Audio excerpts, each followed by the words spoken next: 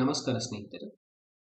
ಈ ವಿಡಿಯೋನಲ್ಲಿ ನಾವು ಎಕ್ಸೆಲ್ನಲ್ಲಿ ಯಾವ ರೀತಿ ನಾವು ಟೆಕ್ಸ್ಟ್ ಸ್ಟ್ರಿಂಗ್ನ ಅಪ್ಪರ್ ಕೇಸ್, ಲೋವರ್ ಕೇಸ್ ಮತ್ತೆ ಪ್ರಾಪರ್ ಕೇಸ್ಗೆ ಕನ್ವರ್ಟ್ ಮಾಡೋದು ಅನ್ನೋದನ್ನ ತಿಳ್ಕೊಳ್ಳೋಣ.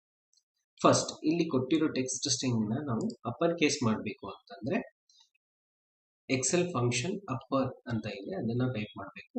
Equal to upper open bracket, select the text, then close bracket. Okay, ಅದಾದ್ಮೇಲೆ ಡ್ರ್ಯಾಗ್ ಮಾಡಿದ್ರೆ ಇದು ಲೋವರ್ ಕೇಸ್ ಇರೋದನ್ನ ಅಪ್ಪರ್ ಕೇಸ್ಗೆ ಕನ್ವರ್ಟ್ ಮಾಡುತ್ತೆ.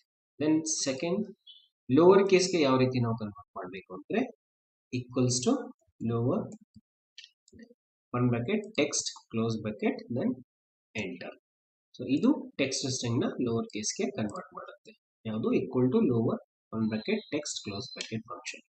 ನೆಕ್ಸ್ಟ್ ಪ್ರಾಪರ್ ಕೇಸ್ ಅಂತಂದ್ರೆ it capitalize the first letter of each word in a text string. ಅಂದ್ರೆ text string ಅಲ್ಲಿ ಇರುವ first letter of each word ನ ಅದು ಕ್ಯಾಪಿಟಲೈಸ್ ಮಾಡುತ್ತೆ.